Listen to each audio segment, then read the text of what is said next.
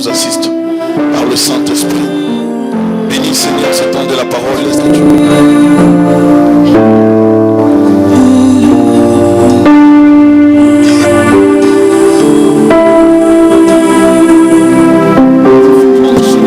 Nous demandons Seigneur que tu nous assistes ce matin.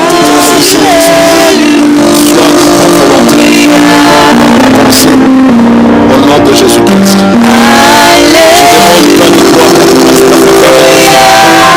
Je demande Seigneur que tu me sois favorable une fois de plus. Alléluia. Que mon sois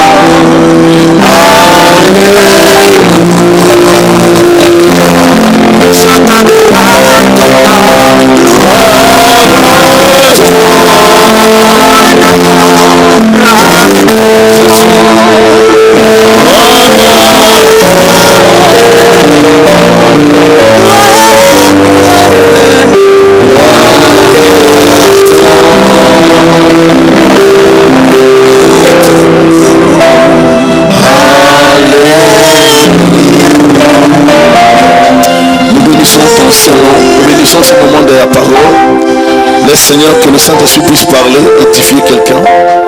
Laisse que le Saint-Esprit nous communique ta pensée. La bonne parole qui vient en son temps.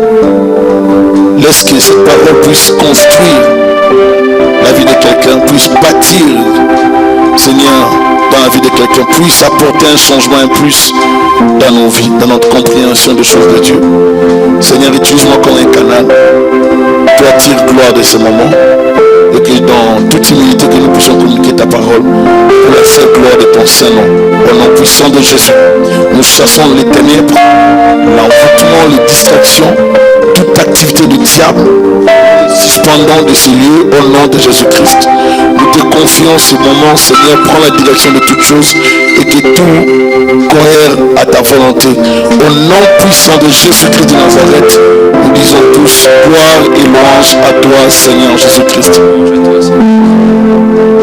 Amen. Nous pouvons reprendre nos places. Que Dieu vous bénisse abondamment.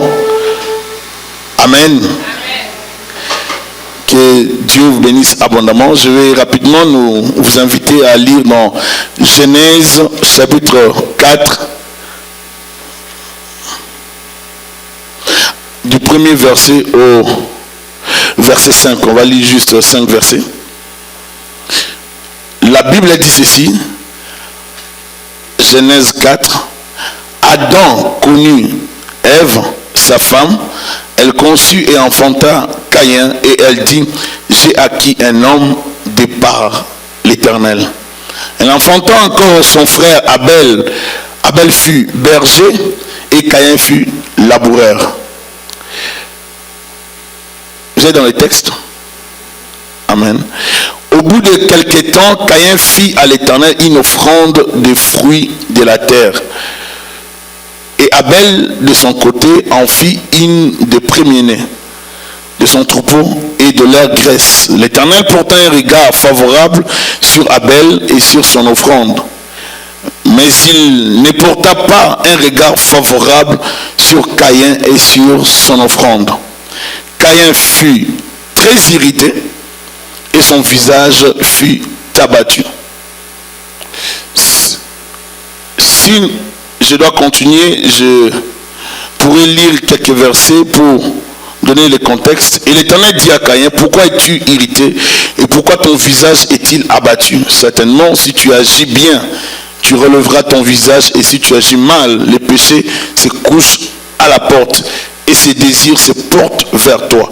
Mais toi, domine sur lui. Je pourrais même arrêter là parce que, alléluia. Parce que mon intention, c'est pas vraiment d'aller exploiter tous les textes, c'est beaucoup plus la première partie. Notre thème d'aujourd'hui, c'est la doctrine des offrandes. Amen. Alléluia. Nous voulons prêcher sur la doctrine des offrandes. Parce que la plupart des temps, lorsqu'on parle des offrandes, les gens se posent des questions. Est-ce que c'est biblique ou c'est pas biblique? C'est quoi les fondements des offrandes? Quels sont les éléments qui attestent, qui approuvent qu'il faut faire des offrandes, des dîmes, des sacrifices, toutes sortes de noms que nous appelons. Et j'aimerais vraiment que nous puissions réfléchir là-dessus, nous tous ensemble. La Bible avec nous, nous allons réfléchir par rapport à ça. Et il y a des choses que nous faisons aujourd'hui qui ne sont pas aussi bibliques, mais que nous faisons parce que peut-être on veut atteindre un objectif ou on veut manipuler les gens. Où il y a beaucoup de choses en fait qui se font de nos jours qui ne sont pas aussi dans la Bible, mais il y a des choses qui sont dans la Bible qu'il faut appliquer. Amen. D'abord, nous commençons par ce texte. Nous venons de lire les enfants d'Adam et Ève, Caïn et Abel, qui ont fait les offrandes. On dit Abel fut berger et Caïn fut laboureur. Donc on parle de leur travail. Chacun avait son travail. Un berger, l'autre laboureur. Donc, à la fin, chacun devait offrir à l'Éternel. Si nous lisons ce texte, nous allons voir que c'est Dieu qui est l'auteur et qui est l'inspirateur de cette notion d'adoration ou des offrandes. C'est Dieu qui a inspiré à l'homme de bâtir des autels pour lui offrir des sacrifices, n'est-ce pas? Donc c'est Dieu qui a offert d'abord, qui a inspiré à l'homme. Vous allez voir, lorsque Adam et Ève vont pécher, Dieu va les habiller. Comment Dieu va les habiller? Dieu va sacrifier des animaux pour faire des vêtements en peau d'animaux, pour habiller Adam et sa femme. Lorsque nous voyons déjà ces textes, dès le début, nous pouvons comprendre la notion ici de sacrifice, même s'il n'y a pas mention de sacrifice, même si on n'a pas parlé explicitement de ce que Dieu a fait, ou bien dans la profondeur. L'auteur peut-être est passé là-dessus, mais il parle de ce que Dieu a fait. Il a sacrifié des animaux pour habiller Adam et Ève. Il ne les a pas habillés comme ça, des herbes, il les a habillés de peaux d'animaux. C'est-à-dire ces animaux étaient sacrifiés. Donc par là, nous pouvons comprendre que Dieu, pour qu'il continue à admettre une personne, il fallait qu'il y ait le sang qui coule.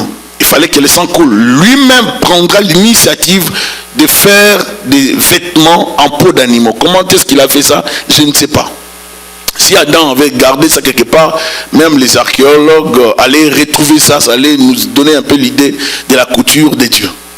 Mais là, on n'a pas vraiment ces éléments, mais nous savons que c'est Dieu qui a fait ces vêtements pour Adam et pour sa femme. Donc, il a d'abord fait le premier sacrifice pour les protéger de la honte, de la nudité. Il les a habillés. Et plus loin, vous allez voir, Dieu inspire maintenant les enfants d'entrer en contact avec lui. Le premier moyen d'entrer en contact avec Dieu, c'était de bâtir des autels. L'autel, c'était quoi? C'était un assemblage de pierres qu'on dressait pour, n'est-ce pas, mettre au-dessus des sacrifices qu'on allait offrir à l'Éternel. Et c'est Dieu qui va inspirer cela à Adam et Ève et à leurs enfants.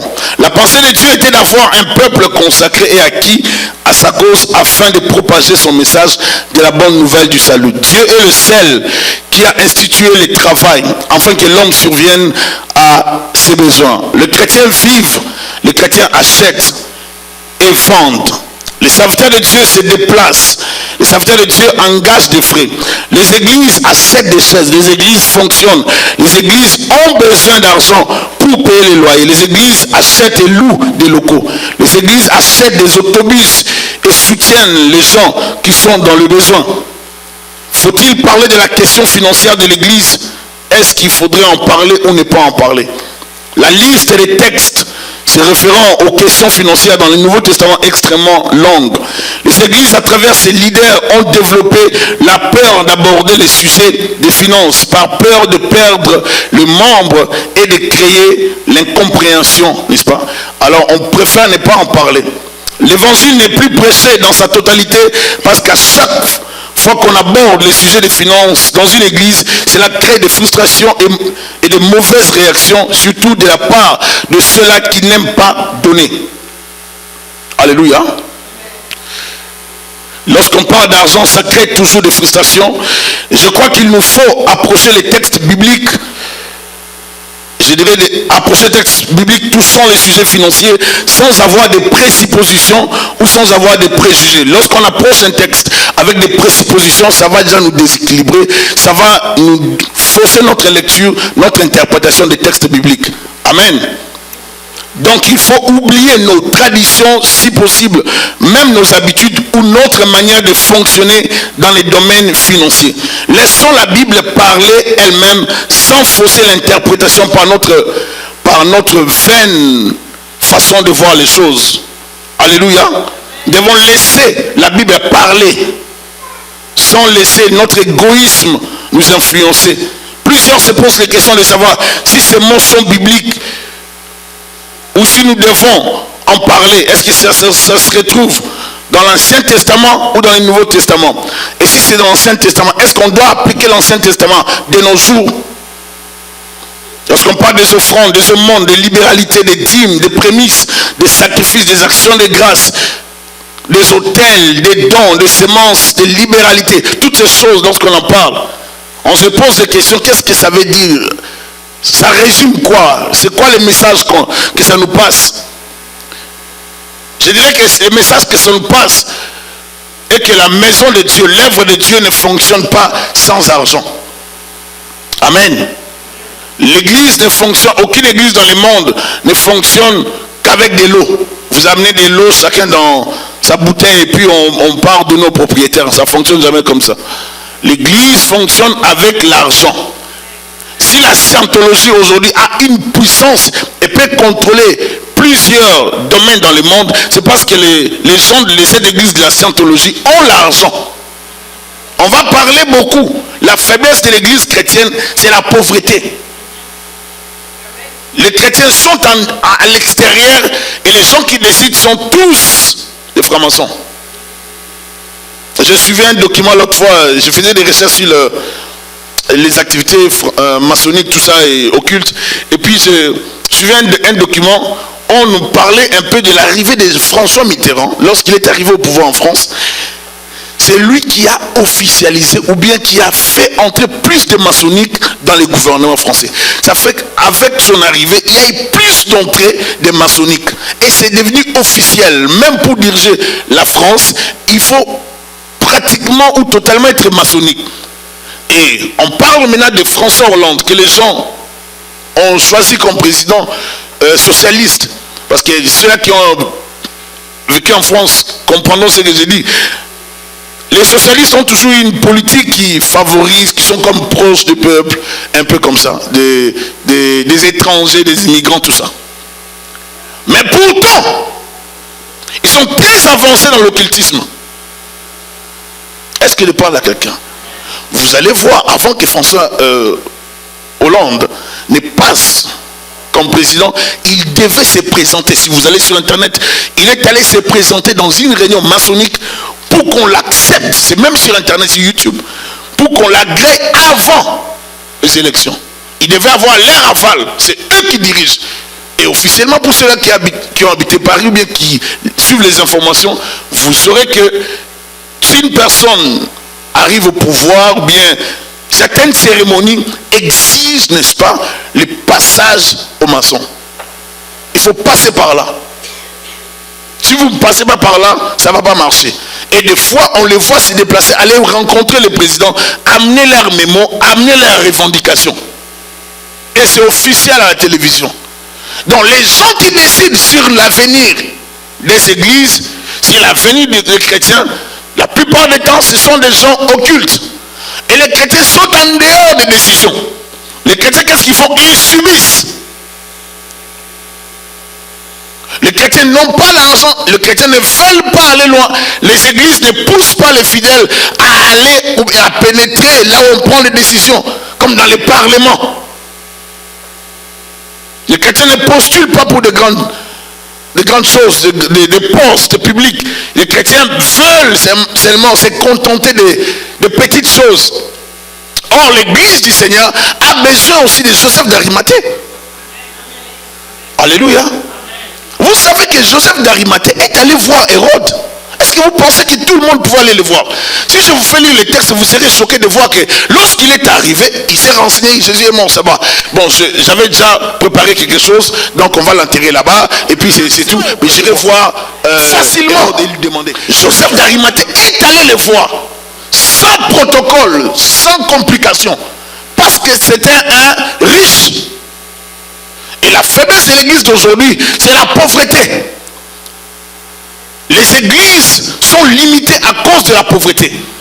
Nous sommes dans une période où l'église est incapable d'aider les pauvres.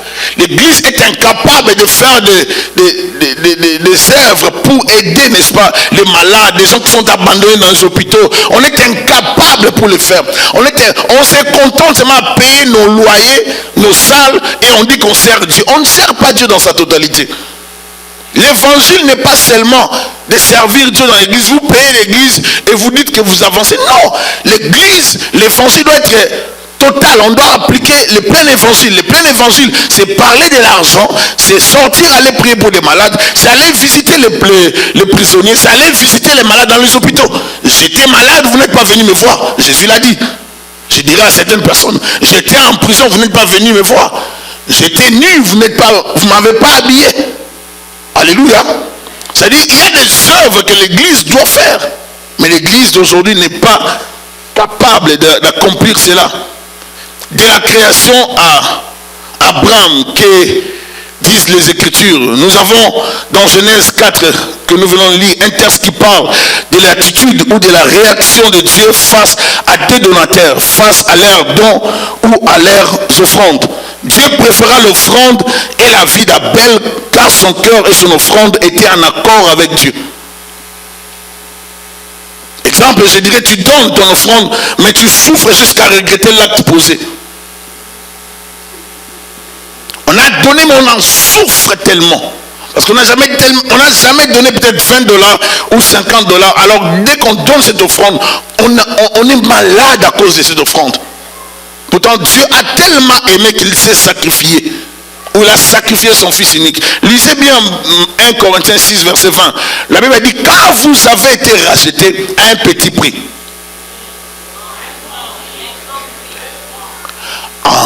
Car vous avez été rachetés à un grand prix. Un grand prix. Donc, les grands prix, c'est quoi? C'est les sang versés de Jésus-Christ. Donc, il a donné sa vie pour nous racheter. Il n'y a rien pour rien. Dieu, pour nous sauver, il a payé le prix. Le prix de la vie de son fils. Il n'y a rien pour rien. Sinon, on n'allait pas être sauvé. L'offrande de Caïn lui révéla son état intérieur et la considération de Dieu de sa personne. Lorsqu'il est allé offrir à l'Éternel, son offrande a parlé. C'est inutile. Et même son cœur a parlé. Et Dieu n'a pas considéré son offrande. Nous avons deux personnes qui posent pratiquement la même action envers un créateur, un être invisible. L'un est agréé, le petit frère est agréé, et le grand frère n'est pas agréé. Qu'est-ce que ça crée? Ça crée de la jalousie. Ça crée de l'incompréhension, mais dans la même famille. À cause de quoi? À cause de l'offrande. Abel, par révélation, par la grâce de Dieu, il a amené ce qu'il avait comme offrande. Il a amené un animal, il a sacrifié l'animal. Je ne pense pas seulement c'est parce qu'il a versé le sang. C'est pour ça que Dieu l'a considéré, parce que lorsque vous allez lire la Bible, vous allez voir qu'il y avait des dîmes même de fleurs. Il y avait des dîmes de fleurs, des offrandes de fleurs. Amen. Donc les gens ont donné ça. Mais le problème, ce n'est pas ça. Le problème, c'est le cœur. Ce que Dieu fait lorsqu'on offre, c'est d'abord le cœur. Dieu ne s'intéresse pas à notre offrande si le cœur n'y est pas. Dieu veut que lorsqu'on lui donne, qu'on soit dedans. Raison pour laquelle vous allez voir certaines personnes devenir plus riches et d'autres s'appauvrir davantage. Parce que la Bible dit, on donnera à celui qui a et il sera dans l'abondance. Mais à celui qui n'a pas, on ôtera même ce qu'il a. Pourquoi? Parce que tu ne fais rien avec ce que Dieu te donne. Dieu ne peut pas me rendre riche pour que je jouisse de l'argent seul. Si Dieu me rend riche, je dois en jouir moi, ma famille élargie, les frères et sœurs dans le Seigneur, les gens dans la société. On n'est pas riche pour soi-même, on est riche pour les autres. À quoi servirait une personne d'avoir des milliards et de n'aider personne? De n'avoir que des bâtiments. Tu as des bâtiments et puis tu meurs. Et puis tu es dans la joie d'avoir laissé des bâtiments. Mais si tu as laissé des gens avec des hôpitaux, des écoles, si tu as aidé les gens à étudier, si tu as aidé les gens à réaliser leurs rêves, la société, le monde ne t'oubliera jamais. Il faut poser des actes de cœur.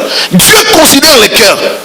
C'est pour ça que celui qui a un cœur d'amour pour Dieu, celui qui réalise la grandeur de Dieu, ne peut pas offrir à Dieu n'importe quoi. Alléluia.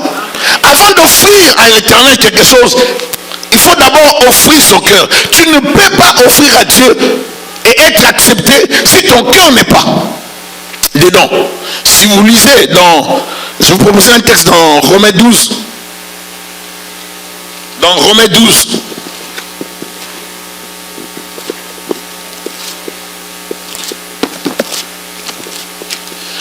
La Bible dit ceci, premier verset. Je vous exhorte donc, frères, par les compassions de Dieu, à offrir vos corps comme un sacrifice vivant. Ce sacrifice doit être comment? Saint, agréable à Dieu. Ce qui sera de votre part un culte. Dieu est en train de dire, avant de m'offrir ton offrande, tu dois t'offrir toi-même. Tu es d'abord une offrande à l'Éternel. Tu dois t'offrir. Si tu ne t'offres pas à Dieu, si tu ne te donnes pas à Dieu, tout ce que tu amènes, c'est comme une abomination. Tu remplis une formalité par contrainte. Tu donnes par contrainte et non parce que tu veux le faire. Oh, Dieu ne veut pas qu'on le fasse de la sorte. Dieu veut qu'on donne parce qu'on l'aime. Il y a plus de la joie de recevoir un don par amour et non par contrainte. Lorsqu'on reçoit quelque chose par contrainte, ça ne réjouit pas le cœur. Mais lorsque ça vient par amour, ça réjouit le cœur, n'est-ce pas? Et Dieu fonctionne avec ses principes. La plupart du temps, nous donnons à Dieu parce que les pasteurs parlent.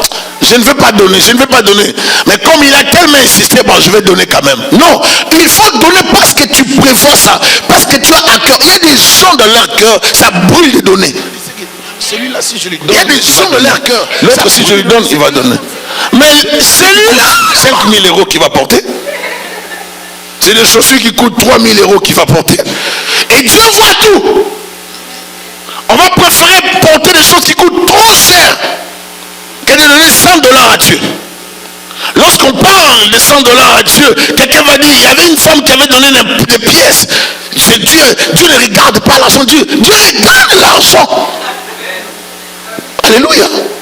Si Jésus avait parlé de cette femme, c'est parce qu'il observait les gens qui mettaient.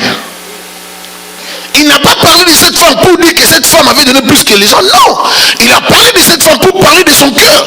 Parce que ici, l'enseignement, Jésus révèle l'état de cœur d'une personne. Il veut seulement dire, si cette femme avait plus, elle allait donner plus. Mais dans les peu qu'elle avait, pauvre qu'elle était, elle a tout donné. C'est ce que l'enseignement biblique nous révèle. Jésus dit que cette femme a tout donné. Et vous donnez parce que vous en avez plus. C'est des superflus, mais elle a tout donné. Alléluia. C'est ce que le Seigneur nous demande de comprendre dans l'enseignement de cette femme. L'offrande de l'époque n'était pas cachée dans les emballages ou dans une enveloppe. Elle fut visible aux yeux de tous. Lorsqu'on offrait une offrande, ce n'était pas dans une enveloppe. On prend les sacrifices, on met les sacrifices dans une enveloppe. Les enveloppes protègent et cachent beaucoup de secrets. J'aimerais que vous répondiez par Amen. Vous le savez que les enveloppes, ça cache beaucoup de choses. Il y a même des gens dans certaines églises qui jouent avec les enveloppes, qui prennent les enveloppes et qui retournent les enveloppes vides. Oui, je ne vais pas parler de donner des précisions, mais ce sont des choses que nous avons vécues ici dans cette ville. On prend l'enveloppe juste pour jouer une cérémonie, comme ça j'avais donné, et puis on retourne vide. Dieu voit tout. Dieu, écoutez, je vais dire à quelqu'un aujourd'hui que Dieu est tellement minutieux, Dieu est tellement sérieux qu'il observe tout sauf rien. La Bible dit puis il arrivera un temps où Dieu jugera les hommes en ce qui concerne leurs actions secrètes. C'est-à-dire les actions que tu poses dans les secrets, tu penses que personne ne voit. Non, Dieu voit tout. Alléluia. Si les hommes ont des banques de données, des serveurs, des enregistreurs, des ordinateurs de haute puissance qui enregistrent, qui gardent des choses, Dieu a plus que ça. Parce que dans les jugements, il suffirait seulement de taper ton nom Thierry Chinkola, directement, Dieu sort, vous allez voir sa vie. Dans toi, ta vie, dans telle année, regarde ce que tu as fait, dans tel mois, à Crémazie. Regarde ce que tu avais fait. Dieu peut te préciser des choses par rapport à tes actes. Dieu voit tout. C'est pour ça qu'un homme ne peut pas tromper Dieu. La Bible dit, tu ne peux pas les tromper. Dieu voit tout, Dieu observe tout. Que dois-je faire en tant qu'enfant de Dieu? Je dois changer ma façon de vivre. Alléluia. Si vous lisez dans la parole dans Genèse 8, 15 à 22, Genèse 9, 1 à 3, vous allez voir l'histoire de Noé. Dieu va inspirer à Noé. Dans Genèse 8, la Bible dit, Genèse 8, 15, je vais lire à partir du verset 17. Fais sortir avec toi tous les animaux et de toute chair qui sont avec toi, tant les oiseaux que les bétails, tous les reptiles qui rampent sur la terre, qui se répandent sur la terre, tous ceux qui se meuvent sur la terre selon leur espèce sortirent de l'arche. Noé bâtit un autel à l'Éternel. Il prit de toutes les bêtes pures et de tous les animaux purs, et il offrit des holocaustes sur l'autel. L'Éternel sentit une odeur. Dis, l'Éternel sentit une odeur. L'Éternel sentit une odeur agréable. Et l'Éternel dit en son cœur, je ne maudirai plus la terre à cause de l'homme, parce que les pensées du cœur de l'homme sont mauvaises dès sa jeunesse. Et je ne frapperai plus ce qui est vivant comme je l'ai fait. Tant que la terre subsistera, suivez-moi très bien, les semailles et la moisson, le froid et la chaleur, l'été et l'hiver, le jour et la nuit ne cesseront point. Dieu bénit Noé dans chapitre 9, premier verset, et ses fils, et leur dit, soyez féconds, multipliez et ils sont livrés entre vos mains. Tous ceux qui se meurent, et j'ai lu ça seulement pour rien, non, avec un objectif. Noé était dans l'arche, c'est Dieu qui a fermé l'arche. Tout le monde était tué par l'eau qui ravageait. Et on n'avait pas d'endroit pour se cacher. Cette arche était l'inspiration de Dieu. C'était construit sous la révélation de Dieu, avec des précisions de la part du Seigneur. L'architecture était divine. Alléluia. Dieu a inspiré à son serviteur. Et Noé, après un temps, sortira de l'arche. Je ne vais pas aller dans les détails. Dès qu'il sort de l'arche, bien aimé, la première des choses, la Bible dit, Noé bâtit un autel à l'Éternel. Il prit de toutes les bêtes pures et de tous les animaux purs et il offrit des holocaustes sur l'autel. Il faut savoir ceci. Quand Noé fait ça, dans cette époque, alléluia, est-ce que je parle à quelqu'un? Il ne mangeait pas de la viande. Alléluia. Vous me regardez comme si je vous ai choqué. Ils ne mangeaient pas de la viande. Ils étaient des végétariens. Ils mangeaient des légumes. Amen. Maintenant, lorsque Noé va offrir, la Bible dit, l'Éternel sentit une odeur agréable. Même Dieu a senti cela. Dieu a aimé les sacrifices. Et l'Éternel dit, vous voyez, les sacrifices vont pousser Dieu à parler. Ça a rendu Dieu bavard en quelque sorte ici. Remarquez dans vos textes, vous allez voir Dieu devenir un peu bavard. L'Éternel sentit une odeur agréable. Et l'Éternel dit en son cœur, après avoir senti. Alléluia. je ne maudirai plus la terre à cause de l'homme, parce que les pensées du cœur de l'homme sont mauvaises dès sa jeunesse. Est-ce que Dieu ne le savait pas? Mais il est dit seulement dans le contexte de l'offrande. Vous êtes avec moi, non? Et je ne frapperai plus tout ce qui est vivant comme je l'ai fait. Regardez comment l'offrande a fait parler Dieu. Est-ce que je parle à quelqu'un? Vous êtes avec moi dans les textes bibliques?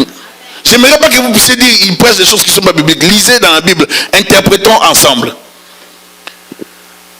Écoutez ce que Dieu va encore dire. Tant que la terre subsistera, le semail et la moisson, le froid et la chaleur, l'été, l'hiver, le jour et la nuit ne cesseront point. Dieu a confirmé certains principes de vie. Tant que la terre subsistera, la loi de la semence et de la moisson sera là. Le froid et la chaleur, l'été et l'hiver, le jour et la nuit ne cesseront point. Mais il ne s'arrête pas là. Dieu dit, dans verset 1er de chapitre 9, Dieu dit ceci. La Bible dit, Dieu bénit Noé et ses fils et leur dit. Écoutez ici. Ici nous sommes dans la confirmation de ce que Dieu avait déclaré à Adam et à sa femme. Remarquez, c'est comme si on est dans la nouvelle création encore. Dieu avait déclaré ceci: soyez féconds, multipliez et remplissez la terre. C'est une déclaration faite sur Adam et Ève. Vous êtes d'accord avec moi? Retournez dans Genèse. C'est une déclaration, Genèse 2, retournez là-bas, vous allez voir ça. C'est une déclaration de Dieu sur Adam et Ève.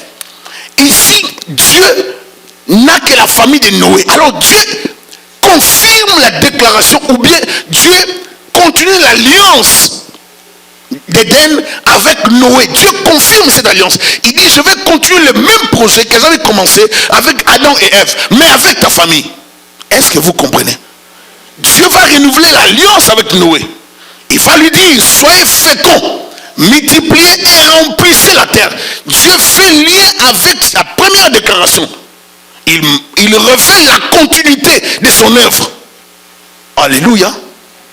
Il refait la continuité. Et Dieu, dans le verset 3, je vais sauter, il dit, tout ce qui se meut et qui a vie vous servira de nourriture. Je vous donne tout cela comme l'herbe verte. Dieu va confirmer, il va ajouter.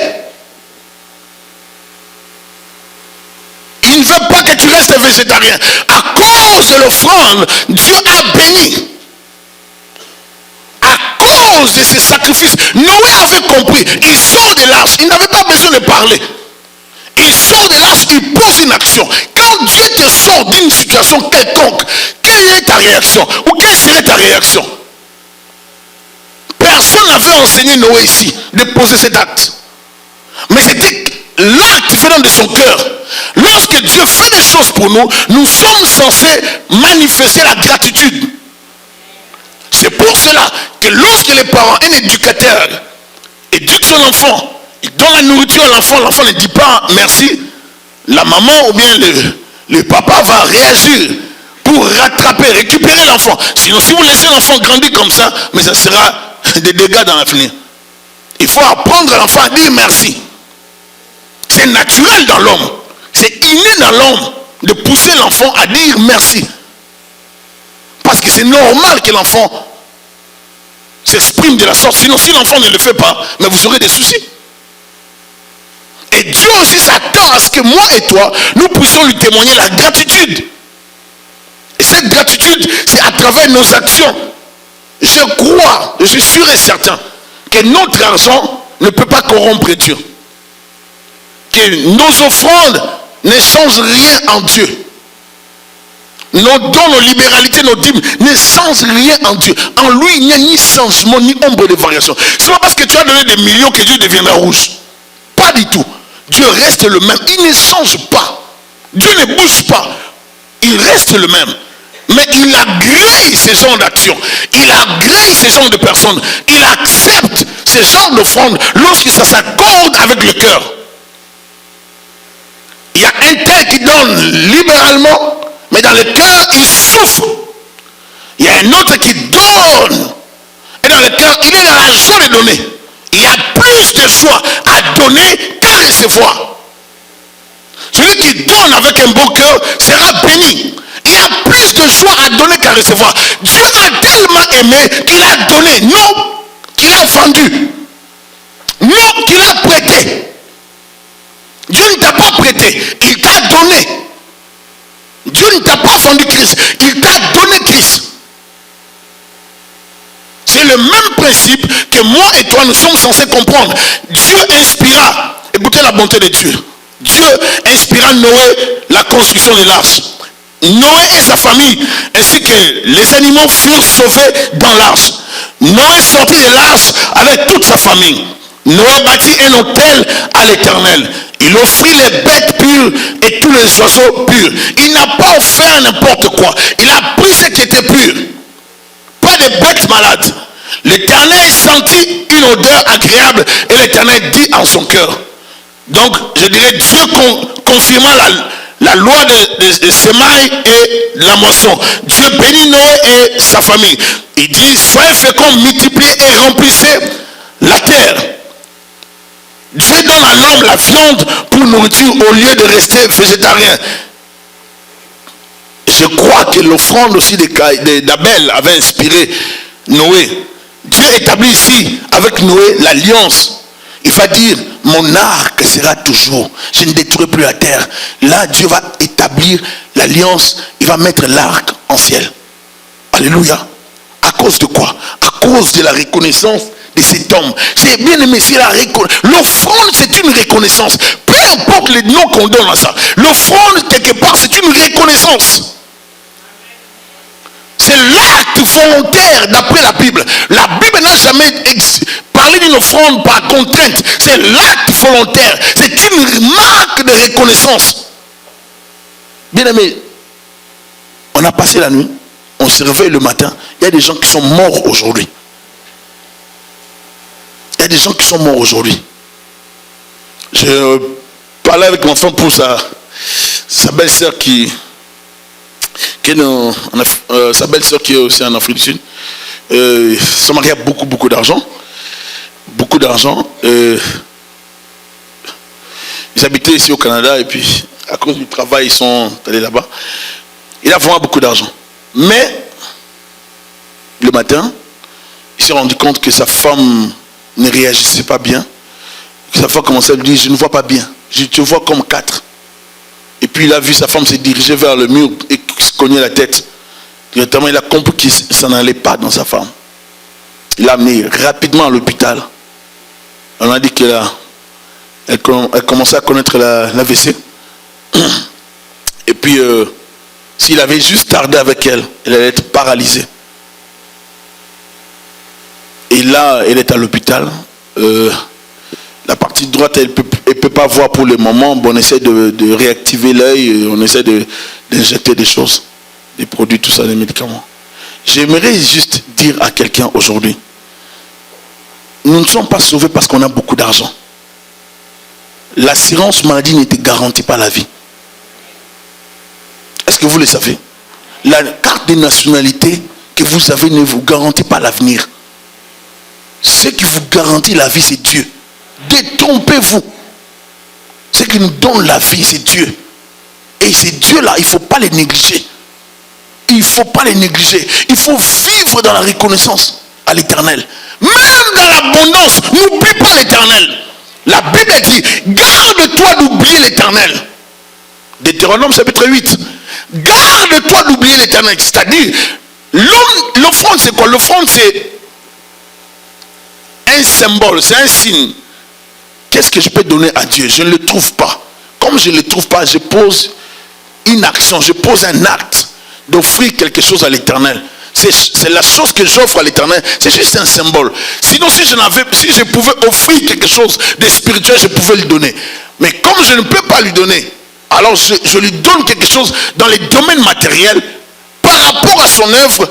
Et Dieu agrée cela. C'est comme ça l'offrande. Alléluia. Et bien aimé, deuxième des choses, l'offrande n'est pas une surprise. Dis-le à ton voisin. L'offrande c'est quelque chose qu'on prépare. Lorsqu'Abraham allait avec Isaac, Abraham avait préparé Isaac comme offrande, ou Isaac ne le savait pas. Mais Isaac était l'offrande. Amen. Parce qu'on ne part pas à la montagne. Lorsqu'Isaac posait la question, Abraham disait seulement allons-y. Mais Isaac était l'offrande. L'offrande se prépare. Le but et le caractère de l'offrande dans la Bible, dans Proverbe 3, 9 à 10, la Bible dit, honore le Seigneur avec tes biens et avec les prémices de toutes tes récoltes. Alors tes granges ou tes greniers seront remplis d'abondance et tes cuves déborderont de vin ou de mou. Honore le Seigneur avec tes biens et avec les prémices de toutes tes récoltes. Alors tes greniers seront remplis d'abondance et tes cuves déborderont de vin. La Bible dit, honore le Seigneur avec tes biens et avec les prémices de toutes tes récoltes. Ce n'est qu'alors que tu seras béni. Ce n'est qu'alors que tu seras rempli, tu seras comblé. D'abord, honore l'Éternel. Honore-le. Matthieu 22, verset 21, il avait dit, de César, lui répondit-il, lorsqu'il demanda, Jésus demanda, concernant le fusil qui était sur la pièce, on va lui dire c'est de César. Alors il leur dit, rendez donc à César ce qui est à, et à Dieu ce qui est à. Alléluia. Donnez à César ce qui est à César, mais donnez à Dieu ce qui est à Dieu. Alléluia.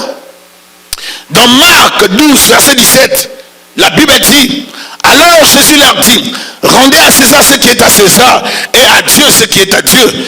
Il s'étonnait beaucoup à son sujet.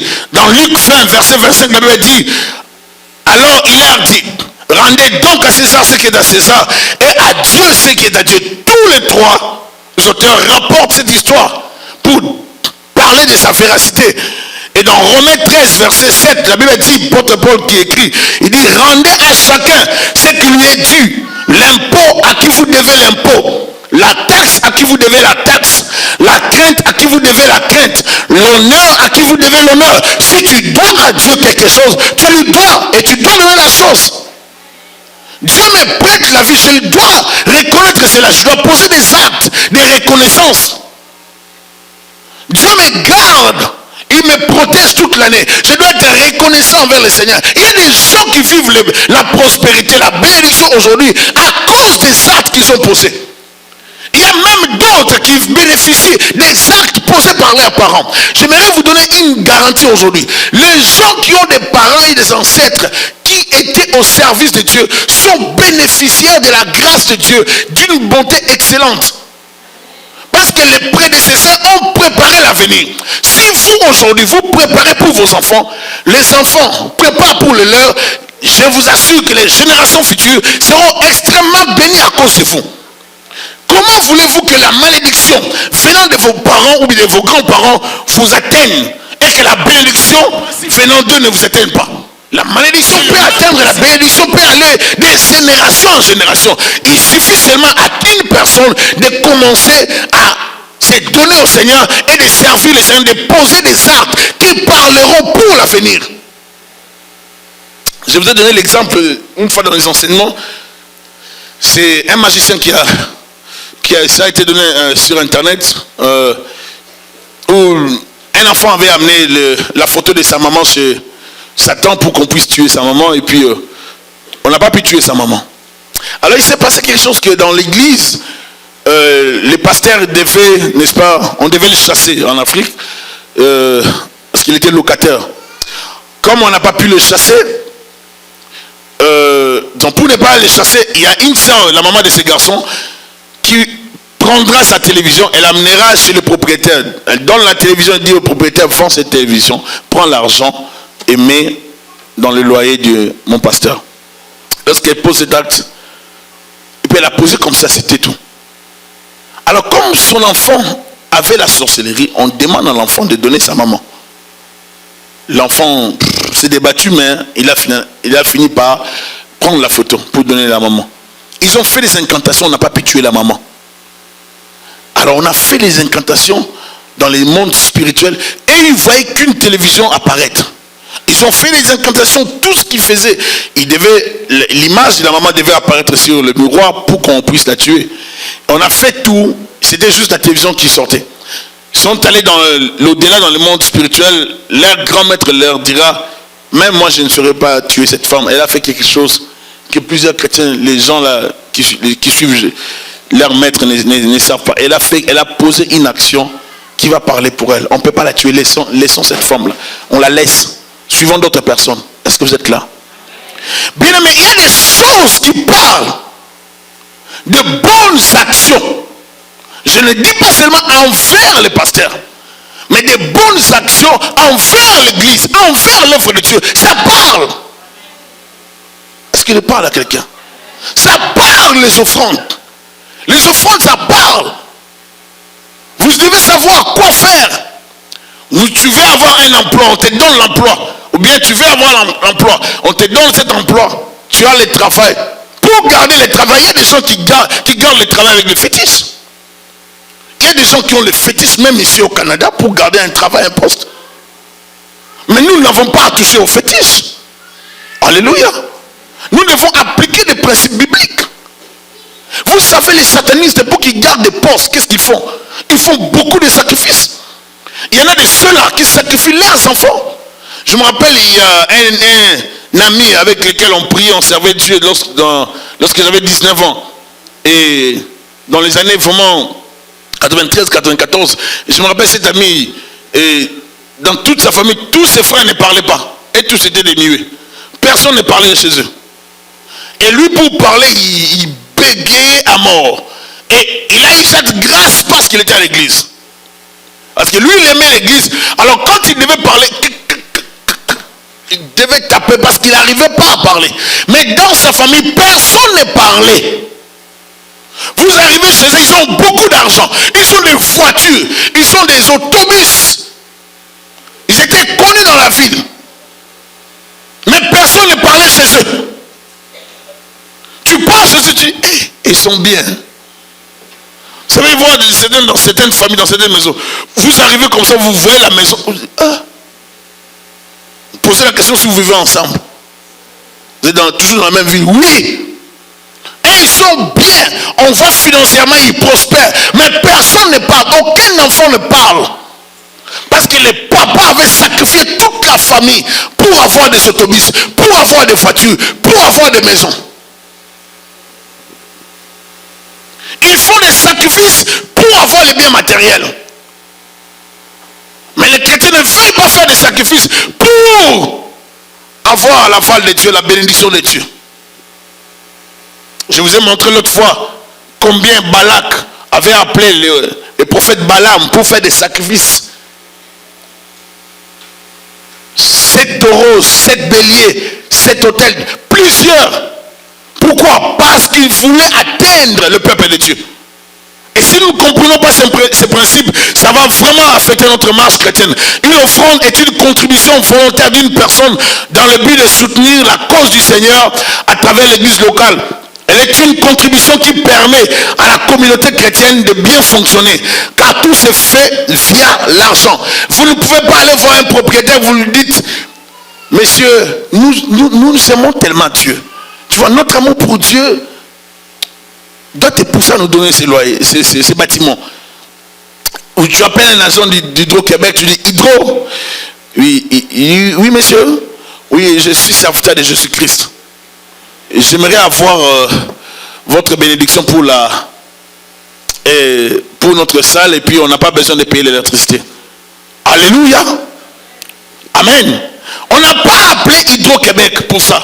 Il faut payer. Vous n'avez pas appelé Bell Canada pour qu'ils envoient quelqu'un installer l'internet dans ces lieux sans payer gratuitement. Ça ne va pas se faire. Alléluia. Ça ne va pas se faire. Tout ce qu'on demande, bien aimé, c'est de l'argent. Il faut donner.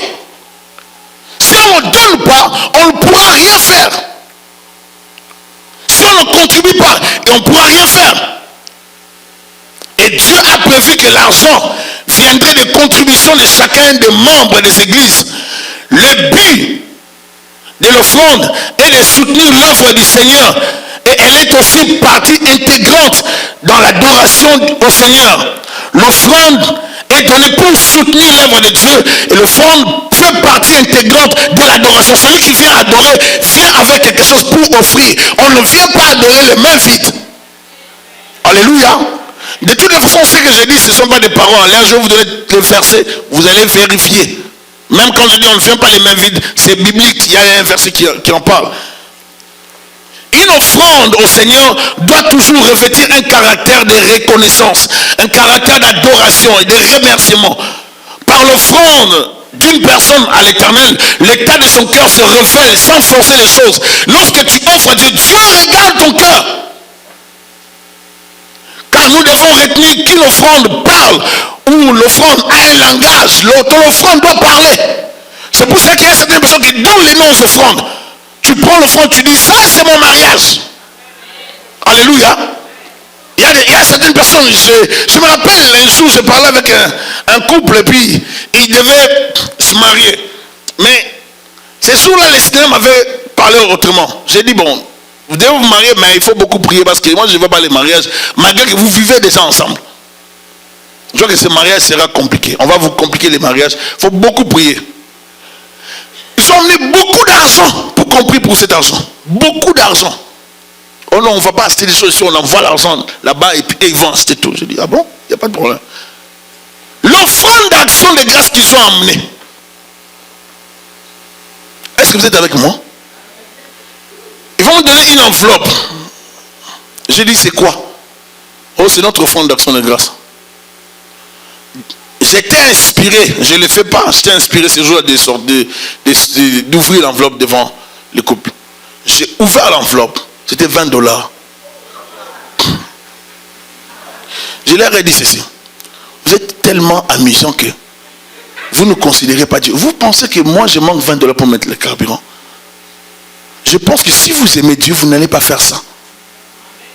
J'ai dit, allez donner ça au financier, dites-lui que c'est l'offrande d'action de grâce que vous donnez à Dieu, mais là vous envoyez beaucoup d'argent dans les milliers de dollars pour qu'on fasse des mariages. Je vous ai même dit que ces mariages risquent de ne pas se faire parce qu'on va bouffer cet argent. Comme nous les humains, on n'aime pas écouter, on a fait la têtutesse, on a envoyé cet argent et cet argent a été bouffé. Il n'y a pas eu mariage, on a bouffé cet argent. Il n'y a pas eu mariage.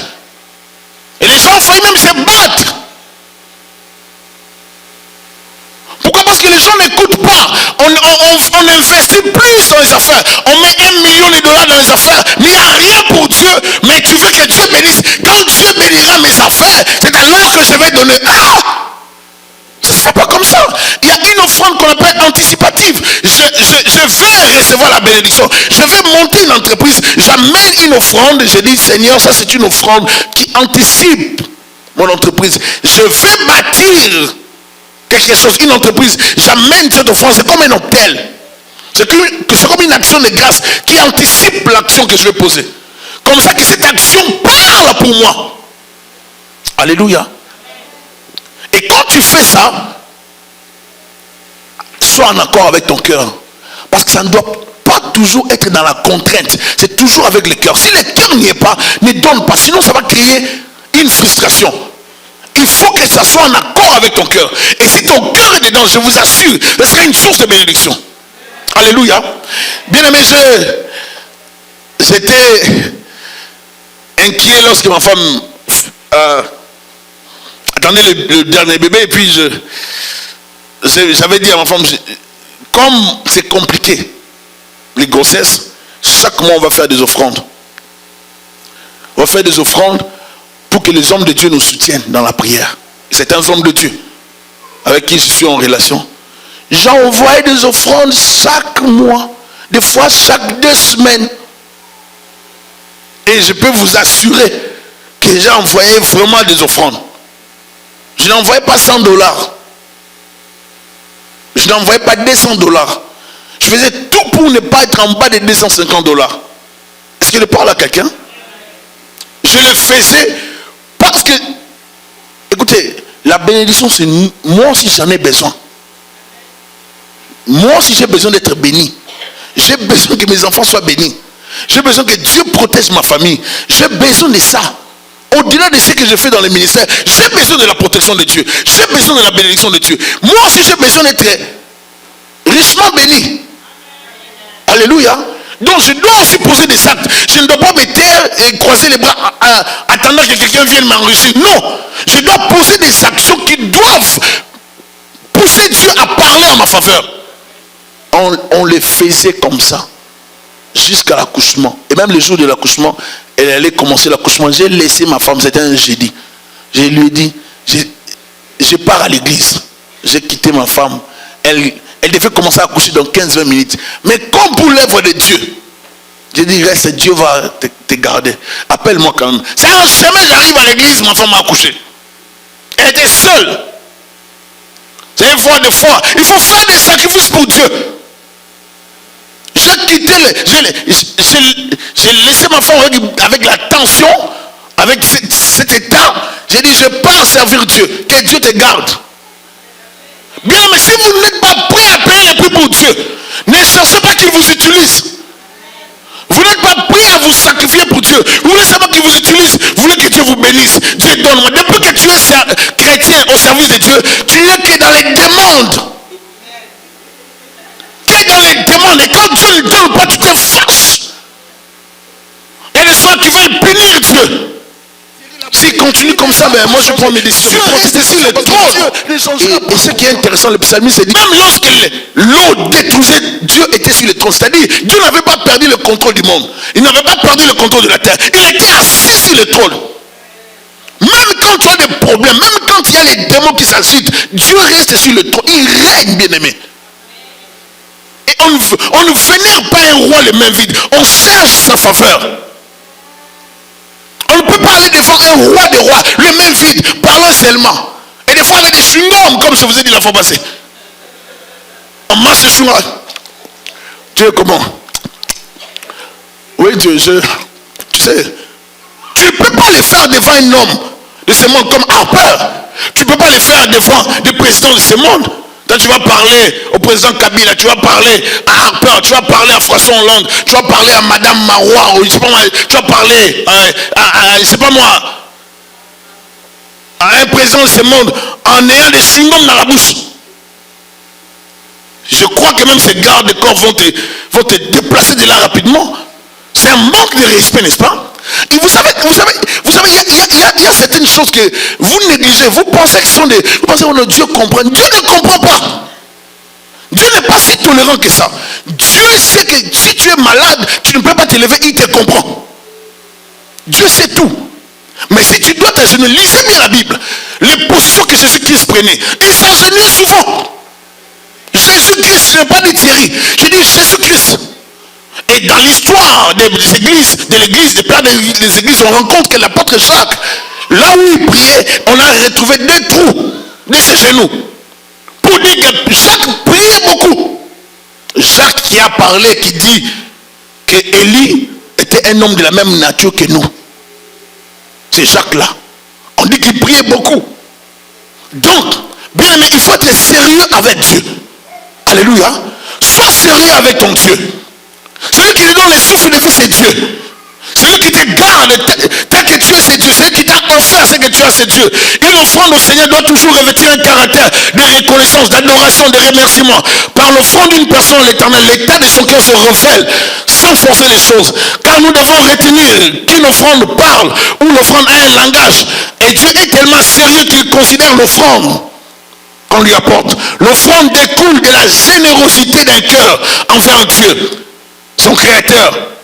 Et c'est là à travers l'église locale. Dans Proverbe 11, 25 à 24 à 25, la Bible dit, certains donnent beaucoup et deviennent plus riches, d'autres gardent trop pour eux et deviennent pauvres. Une personne généreuse recevra beaucoup de biens. Celui qui donne à boire recevra à boire lui aussi. Ça, c'est la version parole de vie.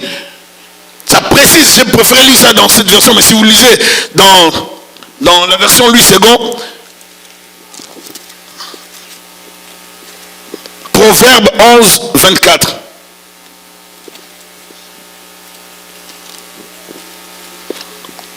La Bible dit, tel qui donne libéralement devient plus riche et tel qui épargne à l'excès ne fait que s'appauvrir. L'âme bienfaisante sera rassasiée et celui qui arrose sera lui-même.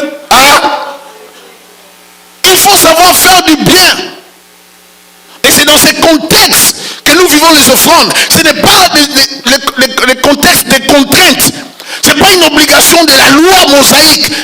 C'est une reconnaissance. Et si nous lisons avec vous, nous avons commencé Abel et Caïn.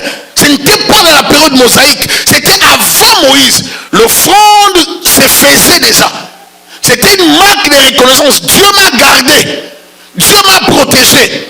Dieu m'a donné. C'est bien tout ce que j'ai. Alors qu'est-ce que je fais? Je lui témoigne la reconnaissance. Même les gens occultes font des sacrifices par rapport à leur esprit. Sauf que ils ont beaucoup de sacrifices. Ils ont beaucoup de peines. Des fois, ils doivent dormir avec des serpents.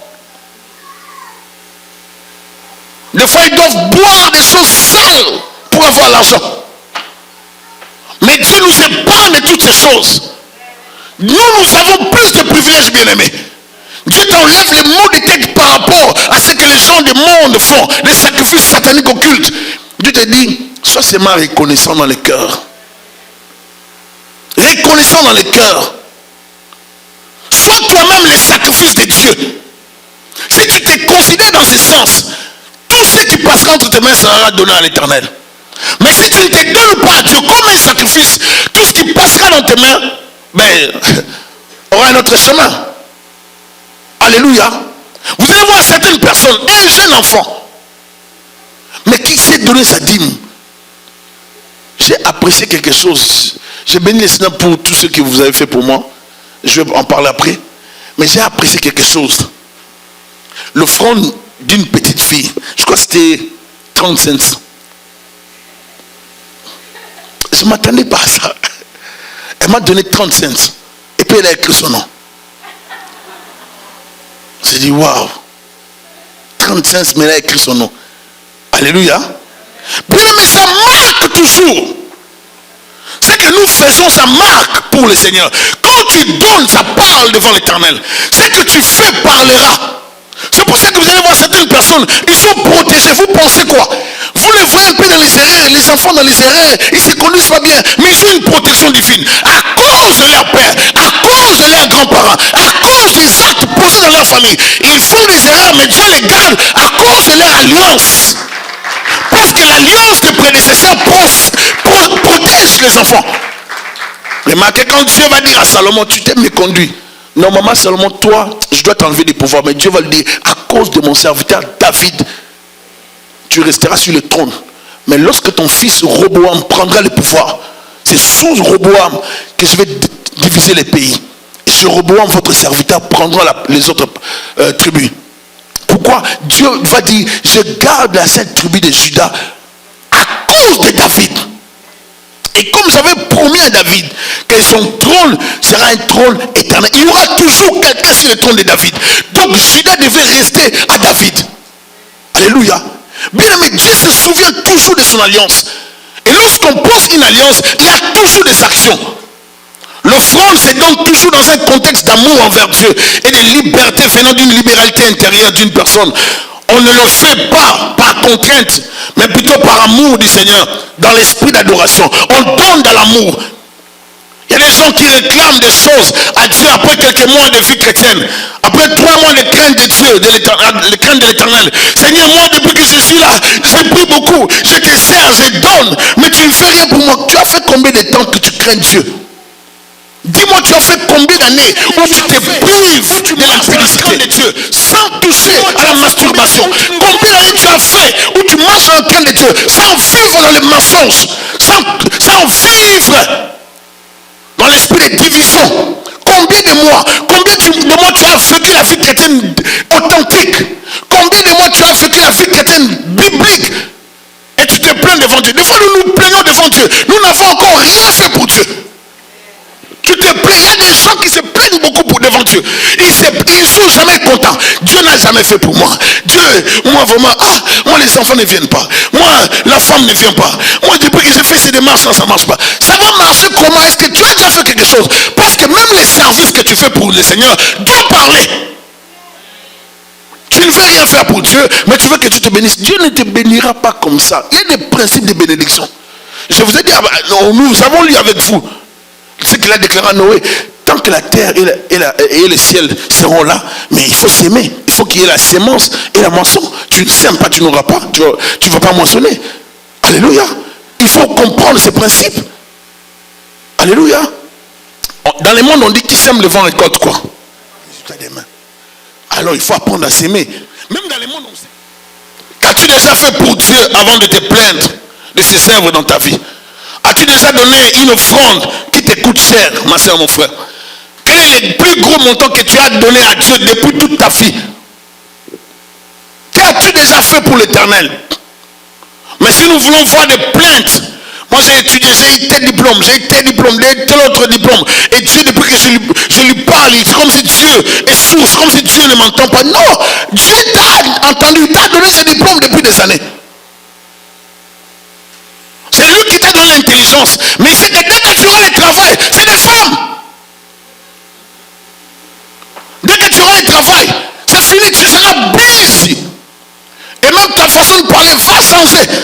Tu seras rempli d'orgueil, Dieu va te briser. C'est pour dire à certaines personnes, Dieu les brise. Dieu, vous pensez que Dieu n'investit pas pour elle, Dieu brise. Parce que Dieu t'aime tellement, il a tellement investi pour toi qu'il ne veut pas te perdre.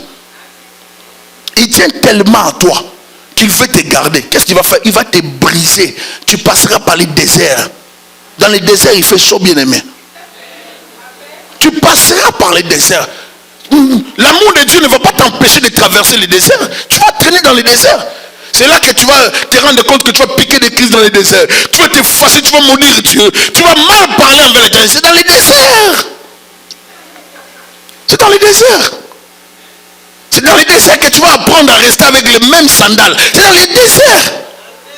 C'est dans les déserts que tu dois apprendre à exercer la foi. C'est dans les déserts, bien aimés. Vous pensez que Dieu n'avait pas la facilité de sortir les enfants d'Israël de l'Égypte et de les faire entrer dans Canaan rapidement, en 3-4 jours, en une semaine. Il les a conduits dans les déserts pour sortir le monde dans leur vie, pour sortir l'Égypte dans leur cœur, pour sortir tout ce qu'ils avaient reçu comme influence égyptienne dans leur cœur. Dieu devait les travailler. Dieu ne peut pas te lever sans te changer. Dieu ne va pas te bénir. Tu veux être la femme du ministre alors que tu ne sais pas manger encore avec des couverts. Non, Dieu va te travailler. Dieu ne donne pas pour rien. Dieu nous prépare. Lorsque Dieu va investir, c'est qu'il t'a préparé. Lisez bien la Bible. David va dire, lorsque l'ours venait, je les suivais. Lorsque les lions venaient prendre la brebis, je courais après les lions et j'ai récupéré la brebis. Maintenant, toi, Goliath, David va réciter son histoire, son parcours, son expérience. Dieu les préparait, mais il ne savait pas. Quand Dieu va commencer à te préparer, il ne te le dira pas. Il te fait passer par la souffrance pour que tu apprennes. On n'apprend jamais dans la joie. La plupart du temps, lorsqu'on est dans la joie, on n'apprend pas. On est dans la joie, on pense qu'on contrôle tout. Dieu va frapper un peu pour que tu apprennes. Vous ne voulez pas dire amen? Dieu frappera toujours, bien aimé. Dieu frappera. C'est pour ça que certaines personnes sont frappées. Tu as des maladies, mais tu penses que Dieu t'a béni, tu es tellement en bonne santé, tu es tellement belle, et puis tu crois dans ta beauté, tu penses que le mari viendra parce que tu es belle. Non! Il y a l'opprobre sur toi. Donc, pour que le mari vienne, il faut maintenant que tu cesses de croire dans ta beauté. Dieu peut permettre une maladie pour que tu te rendes compte que tu es vraiment fragile. Alors maintenant, tu vas mettre ta foi en Dieu pour que Dieu te bénisse. Tu dois cesser de compter sur ta beauté. Quand tu te maquilles, tu te vois belle, tu te dis, ah, moi, les hommes là, aucun homme peut me rater. Non! Tu dois compter sur Dieu. Dieu veut qu'on mette nos foi sur lui. Et donc, quand tu te mires, tu te regardes, moi, vraiment. Non! Dieu veut que tu comptes sur lui, ma soeur, mon frère. Dieu veut que je dépende de lui, que tu dépends de lui. Ne pense pas que tu vas te marier parce que tu es belle ou bien parce que tu es de teint clair. Et moi, j'attends seulement l'été. Quand l'été arrive, c'est là que je m'habille. Vous allez voir comment je suis. Non! Dieu ne te bénira pas par rapport à ça. Dieu te bénira parce que tu es authentique. Tu as une relation avec lui. Tu es un chrétien, une chrétienne qui a la foi. Une foi solide. Même dans les déserts, dans le désert. Même dans le désert, Dieu va éprouver ma foi. Est-ce que je le sers authentiquement ou je le sers momentanément? Il y a des gens qui servent Dieu par moment, parce que ces jours-ci, ça ne marche pas dans ma vie, ça ne marche pas quelque part. Je vais servir Dieu, là on chaîne, là on dort à terre. Et Dieu te regarde. Il dit ça, c'est pour les intérêts. Zéro. Tu pries le ciel des reins sur toi. C'est comme si tu n'exauçais pas. Tu demandes, moi après moi, Dieu n'exauce. Mais le pasteur a pris rien, zéro. Dieu ne parle pas aussi. Vous gênez, vous cherchez, Dieu ne parle pas. On arrive dans les temps de Samuel plutôt. En ces temps-là, les visions étaient rares. La révélation n'était pas fréquente. Et Dieu te ramène dans cette époque-là, comme la Bible le dit, où il n'y a rien. Le ciel de rien, tu pries rien, tu jeûnes rien, tu dors à terre rien, tu veilles rien. Tu sors l'église, rien toujours. Dieu dit, je suis partout le même. Tu vas là-bas, je vais te bloquer. Le principe, c'est que tu dois changer d'abord. Toi, change. Avant de chercher à ce que Dieu change ta vie, change d'abord l'intérieur. Change d'abord ton cœur. Change ta façon de vivre. Change ta manière de servir Dieu. Change ton amour pour Jésus. Change. Sois passionné pour Dieu. Ne le sers pas pour des intérêts sordides. Ne le sers pas pour les choses de ce monde. Sers-le parce que tu l'aimes. Et quand tu l'aimes, tout ce qui est à toi est à lui. Tout ce qui est à toi est à lui. C'est pour ça que celui qui aime Dieu, un amoureux de Dieu, lui donne toujours avec amour, avec zèle, avec beaucoup plus de motivation. Non par contrainte, non pasteur, prouve-moi bibliquement, non par pasteur, prouve-moi théologiquement, non par pasteur, non. Il donne avec amour. Ça ne sera pas dans le contexte, la dîme vient de Moïse, dans la loi de Moïse. Non. Ça ne sera pas dans ce contexte-là. Ça sera dans le contexte relationnel. On a une relation. Je reconnais que lui, c'est mon créateur. Moi, je suis qu'une créature. Il y a des gens qui sont plus beaux, plus intelligents, plus riches, qui sont partis. Il y avait Michael Jackson. C'était un homme riche, mais il est parti. Mais pourquoi moi, je dois rester dans le monde? Si moi, je reste, c'est parce que Dieu m'a accordé la grâce. Donc, je ne suis pas excellent. Il y a des grands prédicateurs qui sont morts. Des grands hommes de Dieu qui prêchaient très bien, qui sont morts. Alors qu'est-ce que je dois faire? Je dois rester une offrande à l'Éternel. C'est pour ça que quand Dieu te réveille le matin, à 2h du matin, à 3h du matin, il veut que tu pries. Comme tu es déjà une offrande à l'Éternel, tu as une exclusivité divine, tu appartiens à Dieu. Tu as une propriété de Dieu. Si je pouvais dire la chose, tu es la chose de Dieu. Si il te fait à 2h, 3h, 4h du matin, et puis tu dois prier. Tu n'as pas le choix, tu es donné à Dieu. Alléluia. Et c'est dans ce contexte-là, ma soeur, mon frère, que nous devons servir. Pasteur, prie pour moi, pour avoir le travail. Il prie. Pasteur, prie pour moi, pour avoir de l'argent. Je prie. Mais si Dieu dit non, c'est non. Parce qu'il y a une notion que nous oublions dans les choses de Dieu. C'est la souveraineté de Dieu. Si Dieu n'agrée pas ta vie, même si on doit beaucoup prier, il ne va pas t'agréer. Il va te faire passer dans les déserts. Les déserts, tu resteras dans les déserts. C'est là que tu vas apprendre à connaître la manne. C'est dans les déserts. C'est là que tu vas, lorsque tu seras vraiment fini. C'est là maintenant que Dieu, vous savez, Dieu c'est un stratège. Il sait qu'il a fait manger la manne tellement aux gens. Les gens en étaient fatigués. Alors lorsqu'il commence à se plaindre, Dieu envoie la caille. Il envoie les cailles, il les envoie. Comme ça, il commence à manger ça. Et puis, il se plaint. Dieu envoie les rochers là, pour les abreuver. Dieu fait des choses à chaque période pour, n'est-ce pas, calmer son peuple. Dieu a protégé même leurs habits. Ils ne se songeaient pas. Mais ils n'étaient pas malades aussi. Dieu les a protégés des microbes. Est-ce que vous savez ça? Bien, mais Dieu peut vous protéger des bactéries. Ah.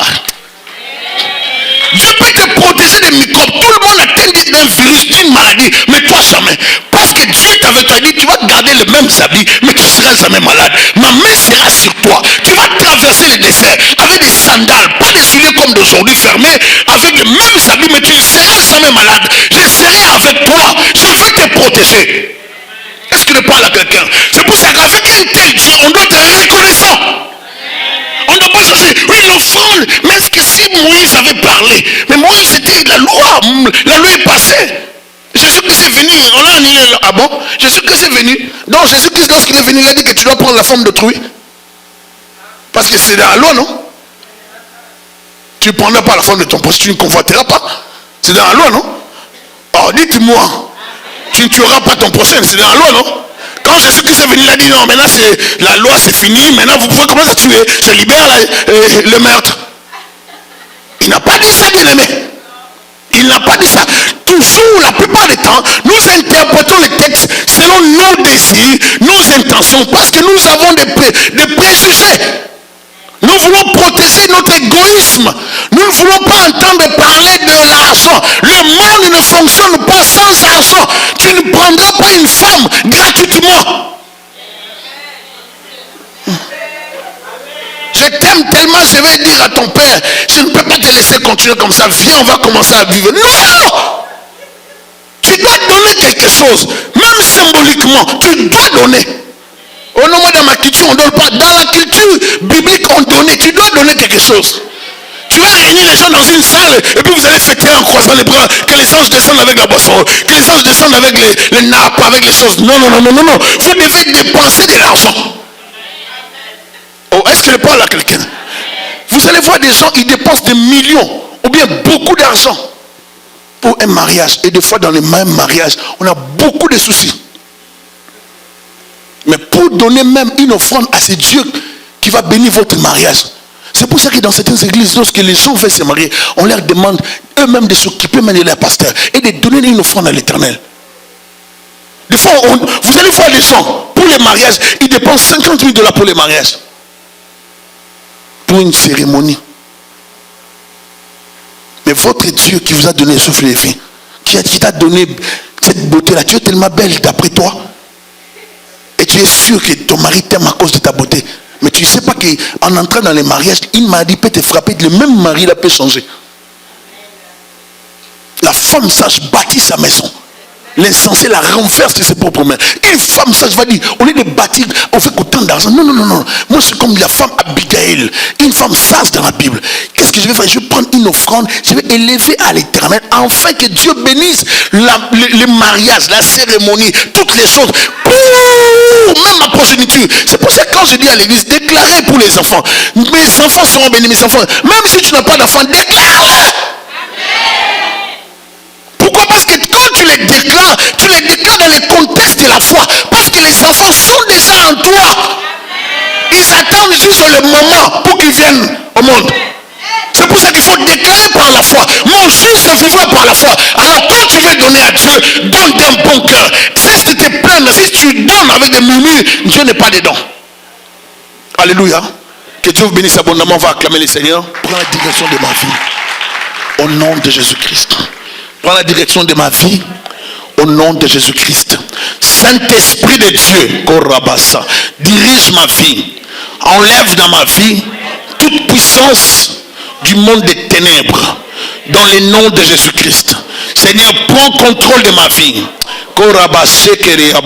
Au nom de Jésus-Christ. Dirige mes pas.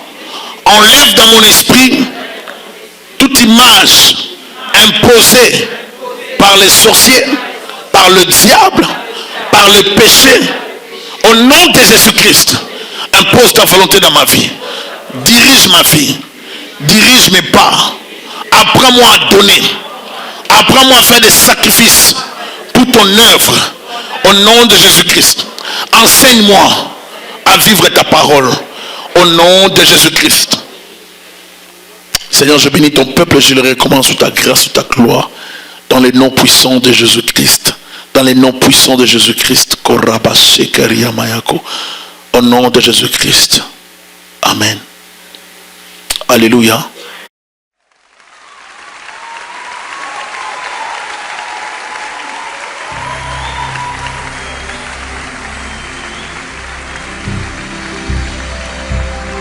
Voici qu'il est bon, qu'il est agréable pour les frères d'habiter unis ensemble. C'est comme l'huile la meilleure qui, répandue sur la tête, descend sur la barbe d'Aaron. Il descend sur le bord de ses vêtements. C'est comme la rosée de l'Hermon qui descend sur les montagnes de Sion. Car c'est là que l'Éternel donne la bénédiction, la vie pour l'éternité. Du sein de notre Dieu, de l'infini des cieux, descend de son Seigneur.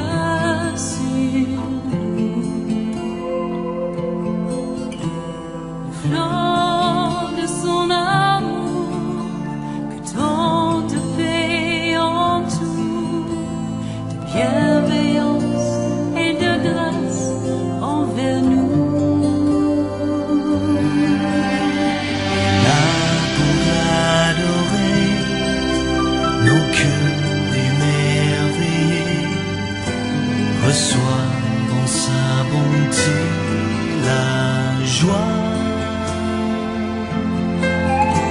de vivre en son alliance au puits de sa présence, des sources inépuisables de sa voix.